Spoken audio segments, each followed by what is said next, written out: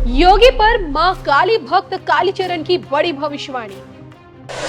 थूक जिहाद पर कालीचरण महाराज का बड़ा खुलासा। लव जिहाद खत्म करने का फूका मंत्र। देखिए सिर्फ धर्म ज्ञान पर।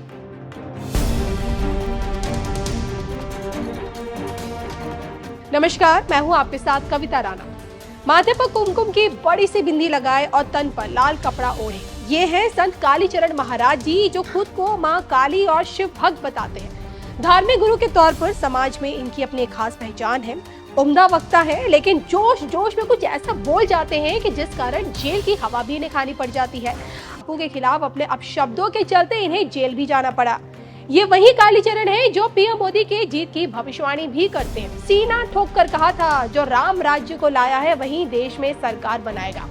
एक लंबे समय बाद अब एक बार फिर कालीचरण महाराज मीडिया की सुर्खियों में। अब की बार कालीचरण महाराज ने लव जिहाद से लेकर थूक जिहाद में कुछ ऐसा बोल दिया है जिसके चलते उनका वीडियो भी वायरल होने लगा। क्या है पूरा का पूरा मामला, आइए आपको विस्तार से बताते हैं। थूक कर खिलाना क्या मुसलमानों की परंपरा में है? लव जिहाद के बाद थूक जिहाद की एंट्री। कालीचरण को भाया योगी का नेम प्लेट फैसला। देखिए सिर्फ धर्म ज्ञान पर। इंटरनेट सेंसेशन बन चुके कालीचरण महाराज का आपने शिव तांडव स्रोत जरूर सुना होगा, और अब महाराज जी थूक जिहाद पर ज्ञान बांट रहे हैं। अब तक देखिए आपने लव जिहाद सुना होगा, लैंड जिहाद सुना होगा, लेकिन कालीचरण महाराज एक नया विवादित मसला लेकर आ गए हैं जिसका नाम है थूक जिहाद। दरअसल बीते दिनों कालीचरण महाराज मीडिया के पत्रकारों से मुखातिब हुए और इसी प्रेस कॉन्फ्रेंस में उनसे जब ये पूछा गया कि भाई योगी के नेम प्लेट फैसले से क्या आप भी सहमत हैं, कालीचरण महाराज ने नेम प्लेट से लेकर लव जिहाद पर बोलते बोलते थूक जिहाद का भी खुलासा कर दिया। ये जग जाहिर की कि कावड़ रूट पर दुकानों के बाहर नेम प्लेट वाले फैसले का विरोध इस कदर हुआ कि आज के डेट में ये मसला कोर्ट तक पहुंच गया है।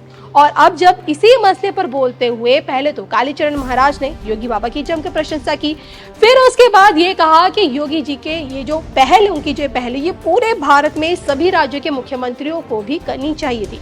राजाओं को ऐसे आदेश निकालने चाहिए जिससे हिंदुओं की धर्म आस्था सुरक्षित रह सके, हिंदुओं की पवित्रता सुरक्षित रहे। योगी के नेम प्लेट वाला फैसला का समर्थन तो समझ में आता है, लेकिन जब कालीचरण महाराज ने देखे थूक जिहाद का जिक्र किया, विवादों में आ गए।